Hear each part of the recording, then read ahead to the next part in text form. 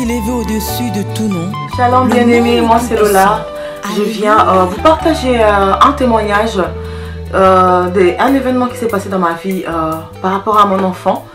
Et je suis mère de 4 enfants. Et pour ceux qui ont suivi mon témoignage, j'ai fait 6 fausses couches avant d'avoir mes enfants.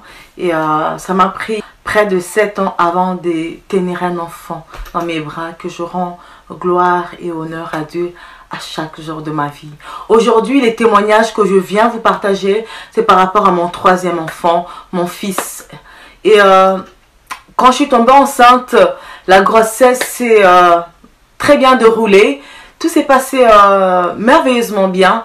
Mais arrivé à 8 mois de grossesse, un jour alors que je marchais, j'ai eu un point. C'est comme si j'avais reçu un coup de poignard vraiment au niveau de la poitrine. Je suis donc allée à l'hôpital et vu quand j'ai expliqué tout ce que je ressentais, les médecins ont cru à un embolie pulmonaire. Je ne savais même pas jusqu'à cette date-là c'était quoi l'embolie pulmonaire. C'était pour la première fois de ma vie que je réalisais, que j'écoutais ces mots, l'embolie pulmonaire.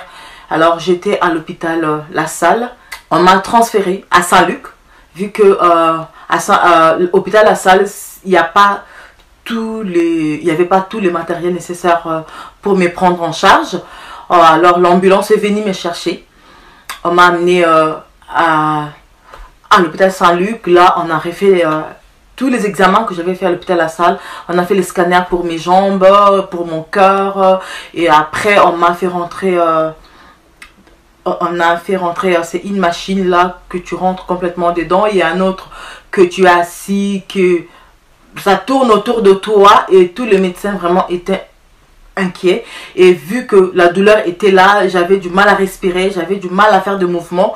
On m'a dit, vu que je suis enceinte et que l'embolie pulmonaire, on m'a expliqué que c'est très dangereux. C'est des cailloux qui se forment dans le sang et qui montent rapidement dans les cerveaux. Et c'est la mort qui s'ensuit si c'est pas soigné rapidement.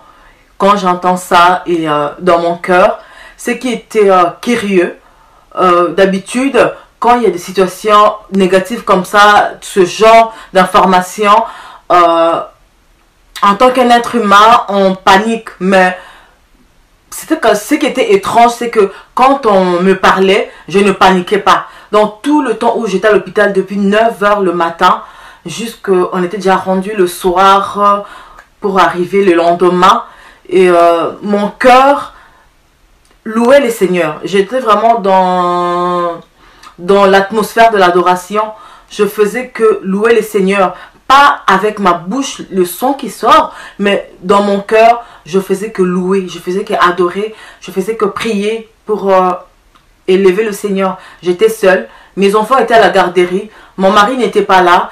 J'ai appelé, vu que 18 h arrivait, il faut aller chercher les enfants à la garderie. J'ai commencé à appeler les amis, j'ai commencé à appeler les gens de notre entourage qui serait disponible pour aller prendre les enfants. Finalement, c'est Christian, un des amis de mon mari, qui est vraiment un membre de notre famille, que je salue.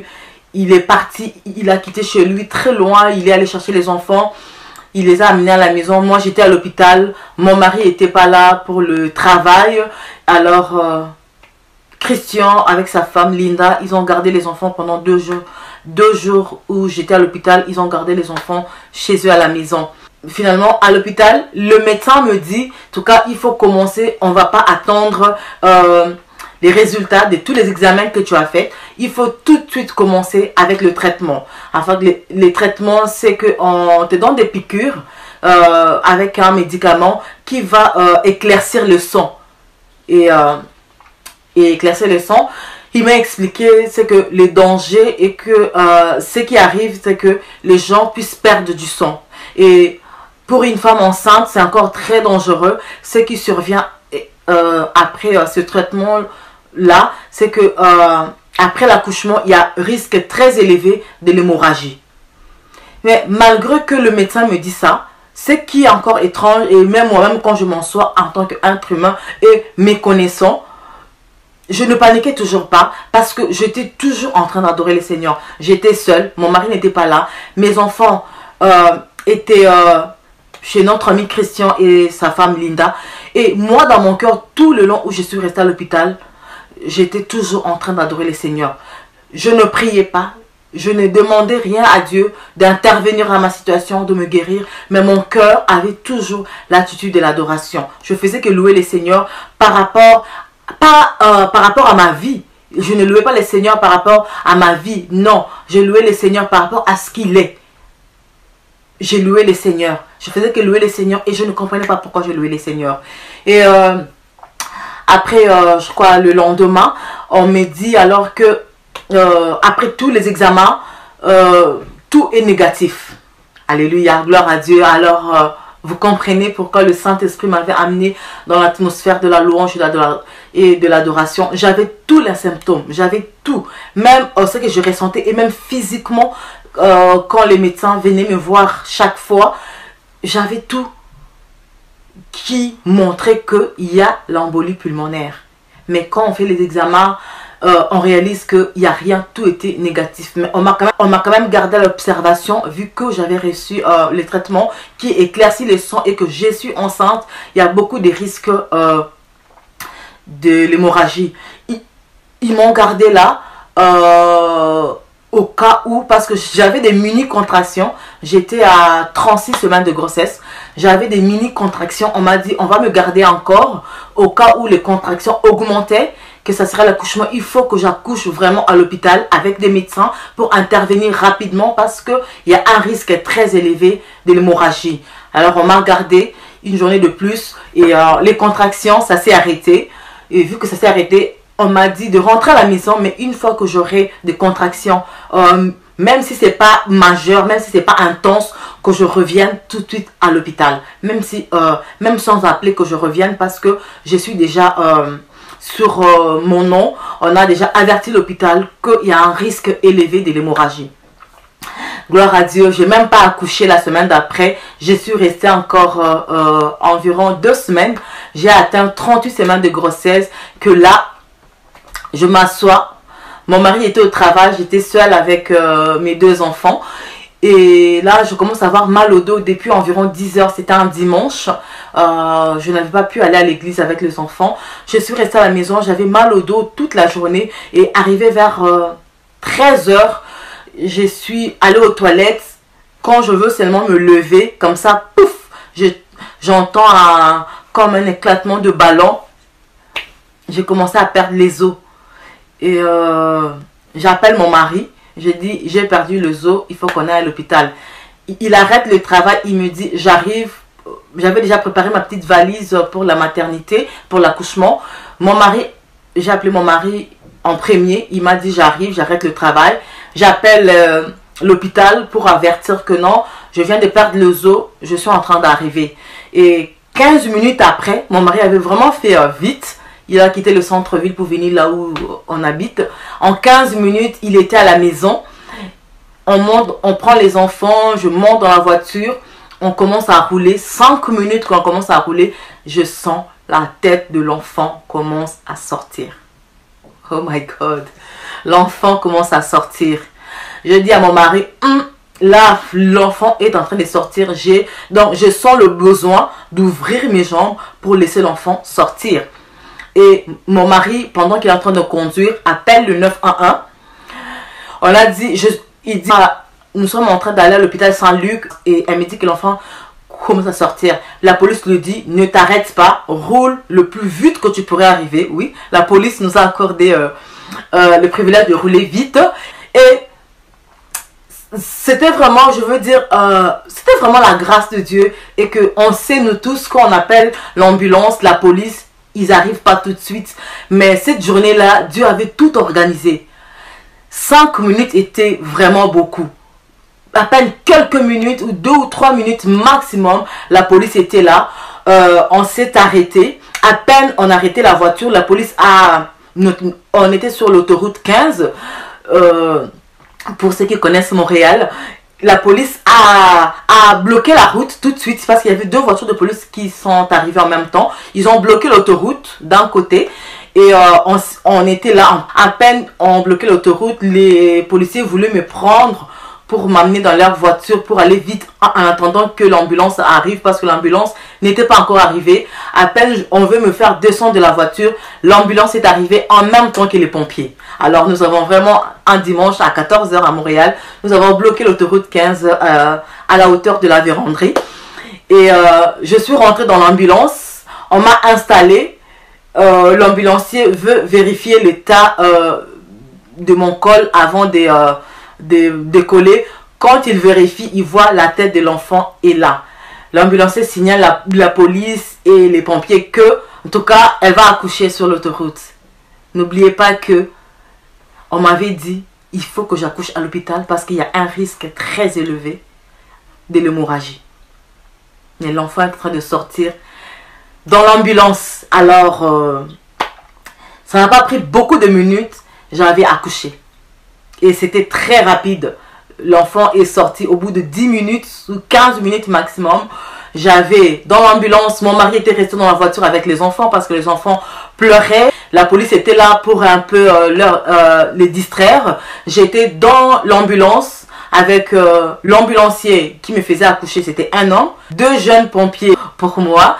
Et il y avait l'autre ambulancier devant, ils m'ont installé l'oxygène et tout ça là, la perfusion, tout était déjà préparé et l'enfant est sorti. L'enfant sort, j'ai déjà accouché 2 fois, avec l'expérience, c'est juste que quand l'enfant sort, quand on sort l'enfant, il y a toujours un cri, il y a un cri, mais pour mon fils, il n'y a eu aucun cri, aucun son.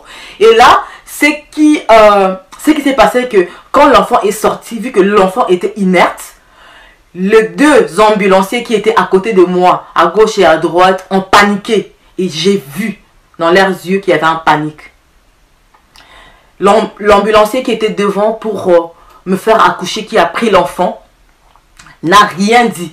Il y a eu un silence total. J'ai senti sur le coup, c'est comme si, c'est un silence que je n'ai jamais ressenti dans ma vie. Je saurais l'expliquer, ce genre de silence que j'avais eu. Et dans mon cœur, je n'ai pas paniqué. Ce qui était encore étrange, étant un être humain, première réaction qu'on ressent, et méconnaissant tel que je suis, c'est la panique qui doit arriver. L'ambulancier prend l'enfant, commence à réanimer l'enfant avec ses doigts. Dans mon cœur, les yeux ouverts, je vois tout ce qu'il est en train de faire pour réanimer l'enfant. Je commence alors à adorer le Seigneur. Je n'arrivais pas à dire de mots pour adorer le Seigneur. Il y a eu un chant qui est monté dans mon cœur. C'est le chant du pasteur Johnny Aran. Pour ceux qui le connaissent, résonner dans mon cœur. Il y a une larme chaude qui a commencé à couler d'un seul œil et mon cœur chantait. Ça n'a duré que quelques minutes, la réanimation. L'ambulancier faisait pour ramener l'enfant, pour essayer de chercher un pouls, chercher que l'enfant respire. Mais ça avait l'impression de durer éternellement. L'enfant a poussé un cri. L'enfant a poussé un cri. Pour revenir un peu en arrière, l'ambulancier réanimait l'enfant, cherchait le pouls, le geste de premier secours.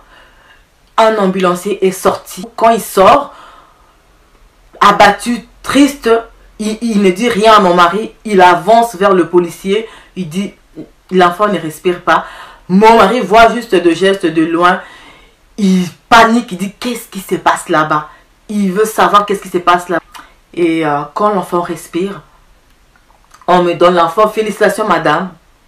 C'était un garçon. Quand l'enfant était sorti, on ne m'avait pas dit félicitations, ni même donné le sexe. Ni même donné le sexe. C'est quand l'enfant a respiré. L'enfant a poussé un cri que l'ambulancier a dit, félicitations madame, vous avez un beau garçon.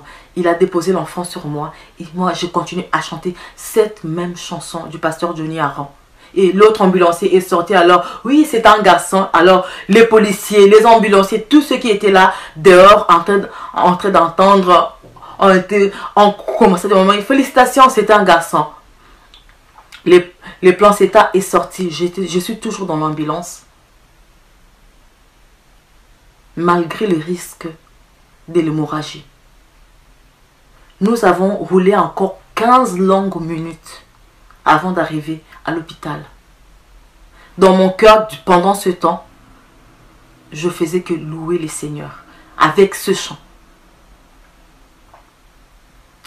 Nous sommes arrivés à l'hôpital.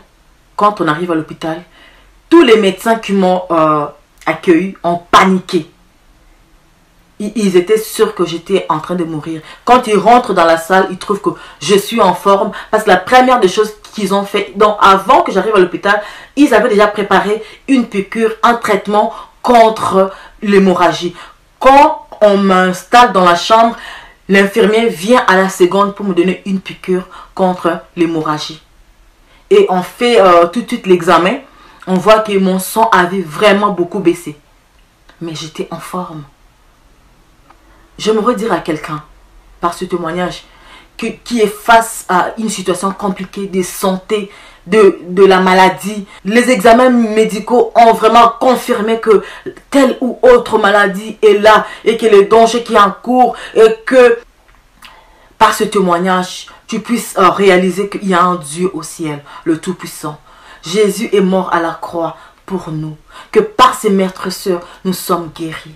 Le Dieu qui m'a protégé, le Dieu qui a transformé ce qui avait l'air de l'embolie pulmonaire dans ma vie. Le Dieu qui a fait en sorte que malgré le risque élevé de l'hémorragie qui pesait sur moi, que je n'ai pas fait d'hémorragie du tout. Le Dieu là est vivant.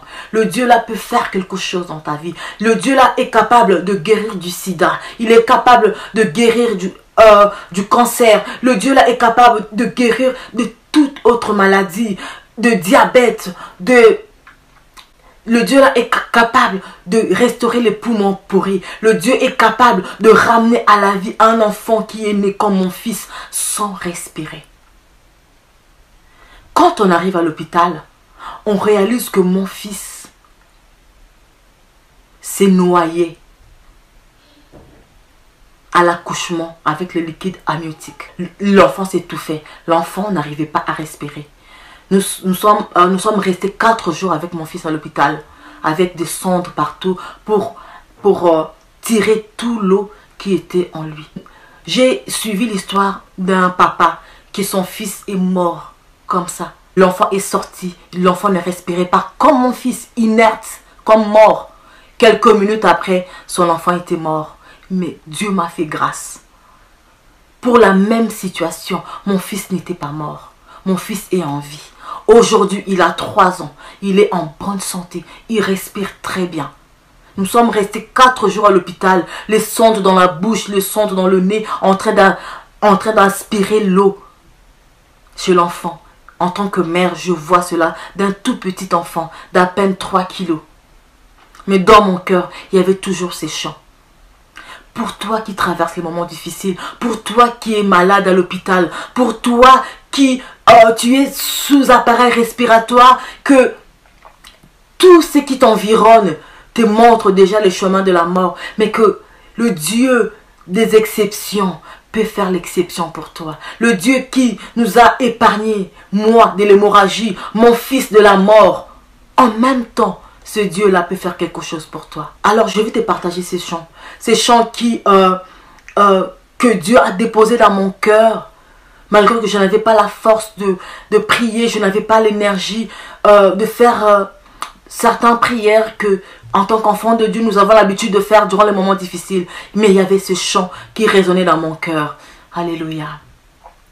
Pendant que tu es en train d'écouter ces témoignages, je prie que la présence du Saint-Esprit t'envahit là où tu es. Tu es dans ton salon, tu es à l'hôpital, tu es en train de souffrir, tu es malade. Je ne sais quel genre de problème t'environne, qui t'affaiblit, semble t'amener vers la finalité. Mais je veux te dire qu'il y a un Dieu au ciel, un Dieu qui fait des exceptions, un Dieu qui agit dans ma vie, un Dieu qui a enlevé l'embolie pulmonaire, un Dieu qui a enlevé l'hémorragie, un Dieu qui a ramené mon fils à la vie.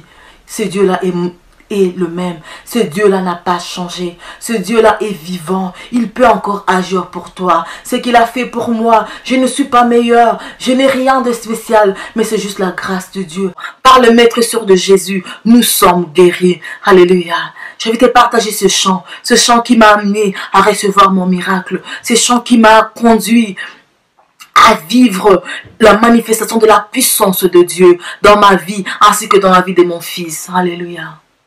Mon Dieu aime, il m'aime comme il a aimé Jésus-Christ.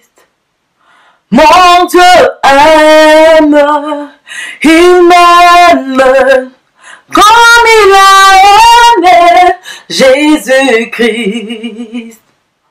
Mon Dieu exauce, il m'exauce comme il a exaucé Jésus-Christ.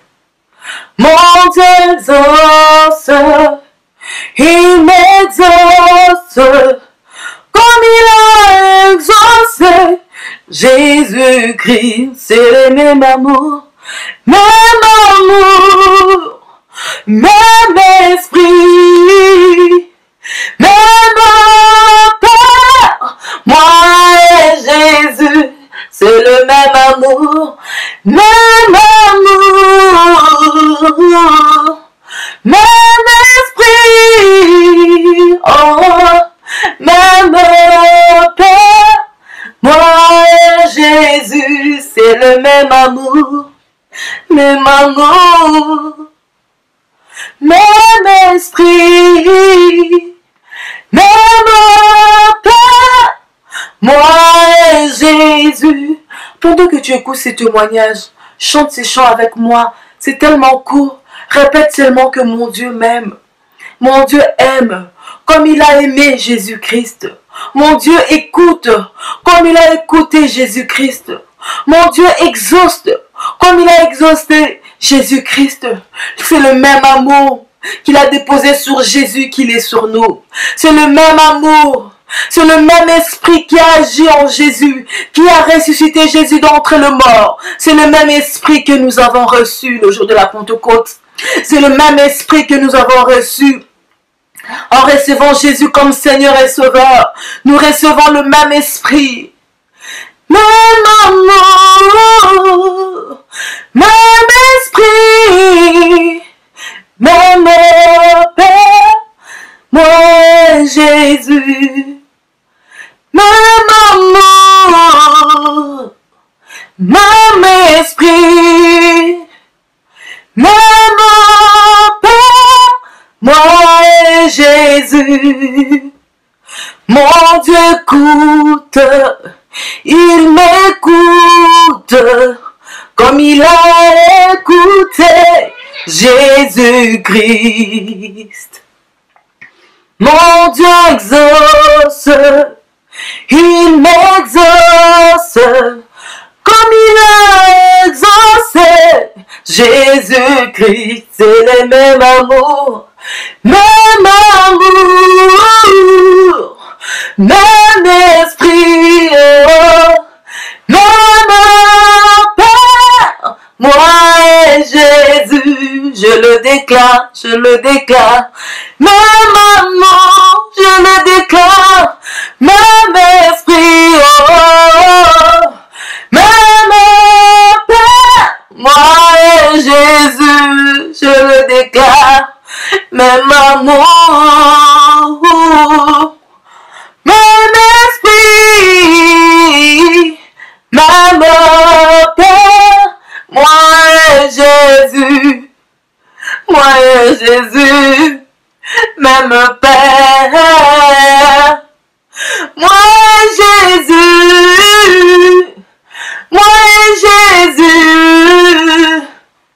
et Jésus, même Père. Oh, moi et Jésus, même Père. Moi et Jésus, c'est le même amour, c'est le même Père, le même Père. Le Dieu créateur, c'est notre Père. Le Dieu qui restaure, c'est notre Père. Le Dieu qui délivre, c'est notre Père. Le Dieu qui guérit, c'est mon Père, c'est mon Père. Déclare avec moi, déclare que le Dieu qui guérit, c'est ton Dieu, que c'est ton Père. L'Esprit qui a ressuscité Jésus d'entre les morts. Tu as le même esprit. Qu'est-ce qui est mort? C'est quoi la maladie qui te dérange? C'est quoi le problème de santé qui t'empêche de dormir, qui t'empêche de respirer, qui t'empêche d'être en santé? C'est le même esprit qui a ressuscité Jésus d'entre les morts. C'est le même esprit qui se pose sur toi. C'est le même esprit qui agit ce matin. C'est le même esprit qui agit. Alléluia. Même amour, même esprit, même Père, moi et Jésus. Même amour, même esprit, même Père, moi et Jésus. Guéris, Seigneur. Même amour,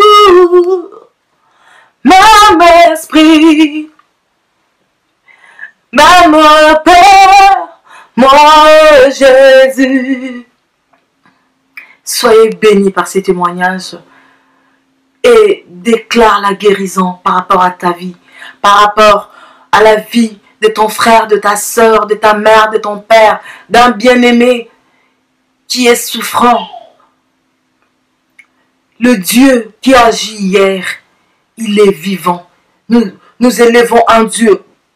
Nous élevons un Dieu qui n'est pas mort. Nous élevons un Dieu qui n'est pas resté dans le tombeau. Nous élevons un Dieu qui est mort, qui 3 jours après est ressuscité. Nous élevons un Dieu qui est capable de guérir. Nous élevons un Dieu qui est capable de guérir. Il m'a guéri, il m'a protégé, il m'a épargné de l'hémorragie. Il a ramené mon fils à la vie. Il a guéri mon fils. Ce Dieu-là est le même. Ce Dieu-là est agi. Dans la Bible, nous avons vu le Dieu la femme qui avait la perte de sang pendant 12 longues années. Imaginez 12 ans. Il a seulement par la foi tenu le pan de la robe de Jésus. Il a seulement tenu le pan de la robe de Jésus. Elle a été guérie. Lazare, mort déjà, 4 jours après, est revenu à la vie. Notre Dieu nous aime d'un amour infini. Même amour qu'il a aimé Jésus. C'est le même amour qui se pose sur nous. La même façon que Dieu exauçait Jésus, c'est la même façon que Dieu nous exauce. Car nous avons le même Père, c'est le même amour, le même esprit. Alléluia. Que Dieu vous bénisse de m'avoir suivi. Vraiment, que Dieu vous bénisse énormément et que ces témoignages, et que par ce témoignage, Dieu puisse agir dans votre vie. Soyez bénis en abondance. Même amour, même esprit, même Père, moi et Jésus.